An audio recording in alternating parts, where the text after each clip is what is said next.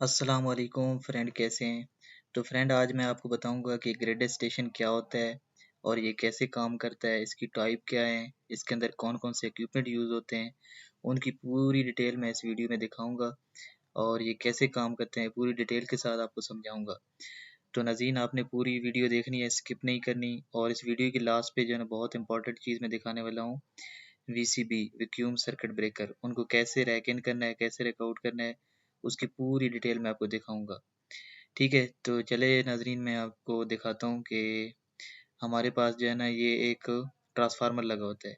वैसे grid station का काम क्या होता है कि कोई भी जो है ना हमारी जो इलेक्ट्रिकल पावर आती है उसको ट्रांसफ़र करने के लिए बेसिकली इस्तेमाल होता है।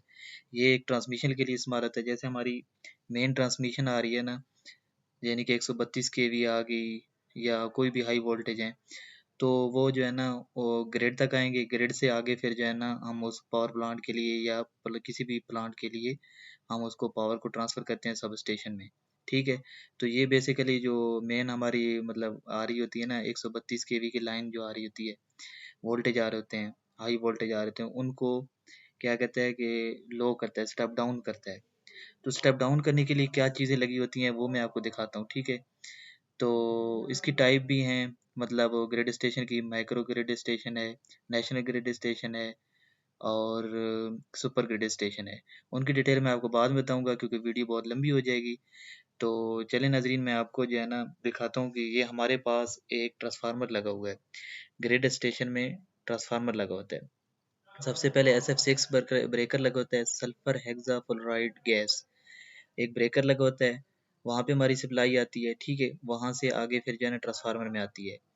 तो वो तो अभी बंद है, मैं आपको नहीं दिखा सकता। चलें जो है ना मैं आपको दिखाता हूँ कि ये हमारे पास एक ट्रांसफ़ार्मर लगा हुआ है, मतलब 132 किलो वोल्ट जो हमारे पास जो है ना पावर आ रही है, वो SF6 ब्रेकर से होती इस ट्रांसफ़ार्मर में आएगी। ठीक है? ये पावर ट्रांसफ़ार्मर है। ठीक है? ट्रांसफ़ार्मर जो है ना इलेक्ट्रोमैग्नेटिक इंडक्शन के असूल पे काम करता है। ठीक है जी? ये वोल्टेज को स्टेप डाउन करने के लिए इस्तेमाल होते हैं और स्टेप अप करने के लिए इस्तेमाल होते हैं। लेकिन यहाँ पे जो है ना हम वोल्टेज को स्टेप डाउन कर रहे हैं, यानी कि हमारे पास 132 केवी की लाइन आ रही है तो उसको हम स्टेप डाउन कर रहे हैं। ठीक है? स्टेप डाउन करने के लिए हमने 6.3 में वोल्टेज हमें चाहिए। तो उसके लिए जो है ना ये हमारे पास ट्रांसफ़ार्मर लगा हुआ है। ठीक है? इसकी जो है ना मैं पूरी डिटेल बताऊँगा कि ये कैसे काम करता है। तो इसके पार्ट्स क्या हैं, ये देखें नाज़रीन। इसमें जो है ना ये आपको एक पट्टी नज़र आ रही होगी रेड कलर की, ये नीचे वायर जा रही है, ये अर्थ वायर लगाई हुई है हमने। कोई भी इक्विपमेंट है उसको अर्थ करना बहुत ज़रूरी होता है क्योंकि कोई भी शॉक आए तो वो अर्थ हो जाए, ग्राउंड हो जाए। ठीक है? तो नाज़रीन ये जो देखें, हमारे पास जो है ना ये अब जो लाइनें जा रही हैं ना ये सीधी ट्रांसफ़ार्मर में जा रही हैं। SF6 से हमारी सप्लाई आई ट्रांसफ़ार्मर में। ट्रांसफ़ार्मर में क्या होता है, एक प्राइमरी वाइंडिंग होती है, एक सेकेंडरी वाइंडिंग होती है। अब 132 केवी जो है नहीं है वो हमारी प्राइमरी वाइंडिंग में आ रही है, इसका इंटरनली मैं बता रहा हूँ, और फिर आगे सेकेंडरी वाइंडिंग से आगे 6.3 केवी में स्टेप डाउन करेगा। ठीक है? तो वो भी जो इलेक्ट्रोमैग्नेटिक इंडक्शन के असूल पे काम करता है, उसमें ईएमएफ पैदा होती है, वो पूरी डिटेल है। अभी वीडियो बहुत लंबी हो जाएगी, मैं चाहता हूँ कि शॉर्ट बनाऊँ और उसी में आपको कम वक्त में समझाऊँ। ये रेडिएटर लगे होते हैं जी, इसकी कूलिंग के लिए इस्तेमाल होते हैं। ये अगर आप गौर से देखें तो नीचे मैंने ज़ूम किया है, ये फ़ैन लगी हुई हैं। ठीक है? ये कूलिंग फ़ैन लगी हुई हैं। अब कूलिंग फ़ैन की भी टाइप होती हैं, फोर्स टाइप होते हैं, कुछ जो है ना मतलब वो मोटरें लगी होती हैं, उनको मोटर के ज़रिए घुमाया जाता है। अब ये जो है ना कुछ मैनुअली होते हैं, ये रेडिएटर है, यहाँ से जो है ना हम इस ट्रांसफ़ार्मर को कूलिंग दे रहे थे। और ये सिलिका जेल है, सिलिका जेल, ये जो आपको दाने-दाने नज़र आ रहे हैं ना और मतलब इसमें ग्रीन कलर की नज़र आ रही है, ये सिलिका जेल है, नमी को कंट्रोल करने के लिए इस्तेमाल होती है। ठीक है? और ये इसकी जो है ना एक वो उसके मतलब एक मीटर लगाया हुआ है हमने इसके ऑयल को चेक करने के लिए। ठीक है? कि ऑयल का प्रेशर इस वक़्त कितना है। ये एक टैंक बना हुआ है, दरमियान में इसके ऑयल भरा जाता है। ठीक है? ऑयल जो है ना बेसिकली इसकी सर्कुलेशन के लिए इस्तेमाल होता है। वैसे हम मिनरल ऑयल इस्तेमाल करते हैं। और ये जो ट्रांसफ़ार्मर है ना, GI एक कंपनी है उसने लगाया है, मतलब उसका डिज़ाइन किया हुआ है। ठीक है? तो मैंने कहा चलो कंपनी का नाम भी शेयर कर दूँ ताकि आपको पता हो।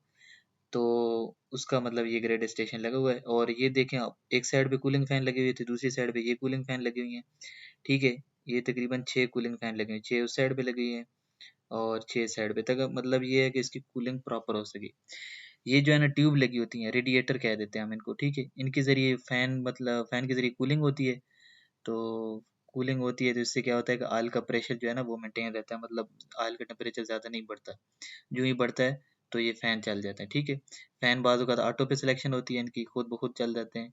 जितने मतलब ऑयल का टेम्परेचर इतना मतलब होगा वो हम खुद रखते हैं, तो उस हिसाब से ये चल जाएगी, ठीक है।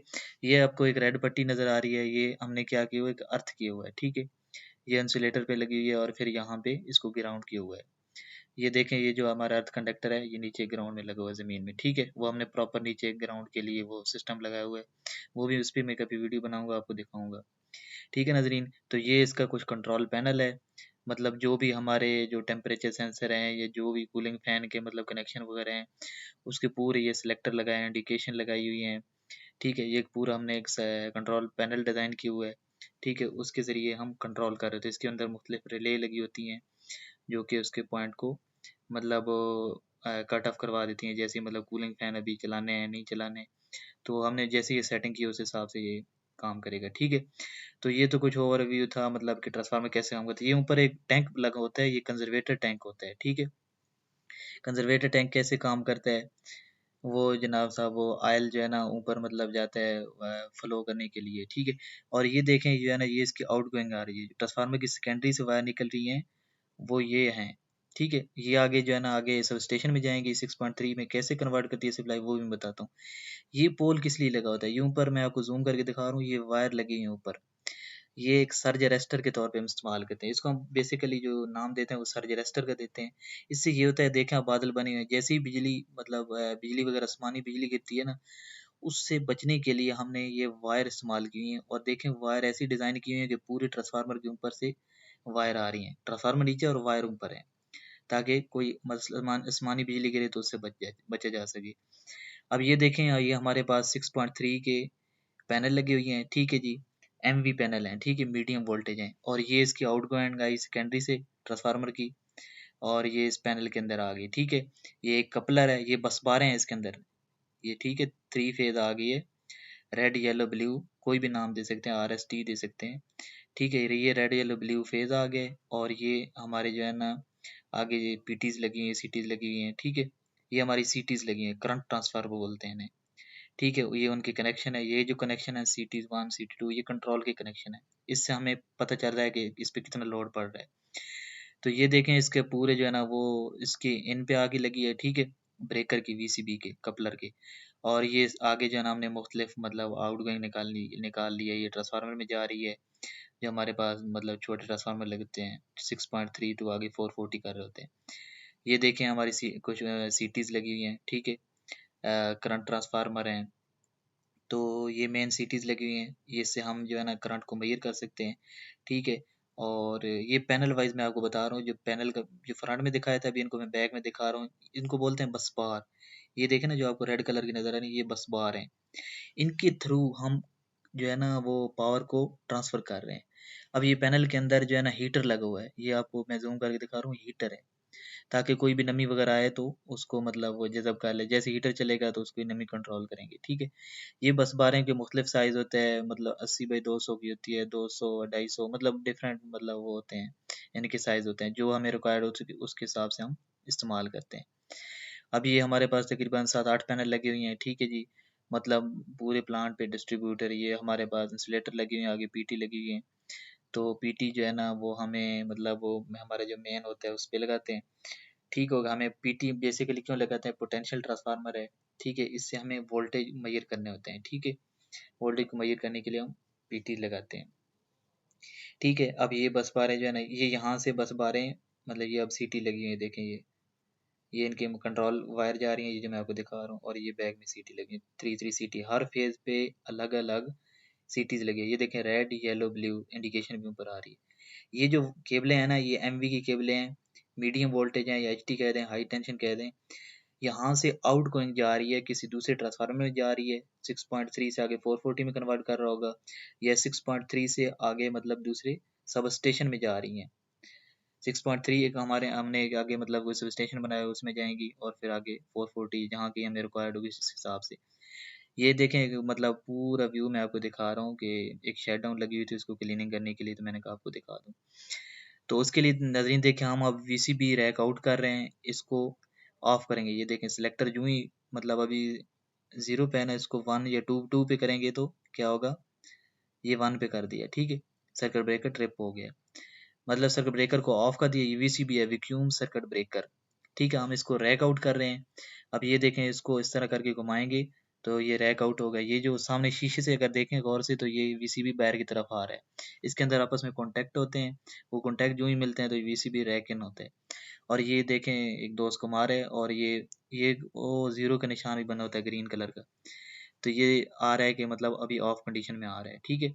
तो एक मतलब साउंड आएगी कटक करके, जिससे मतलब पता चलेगा कि हमें मतलब वो अब वीसीबी रैक आउट हो गया, ठीक है।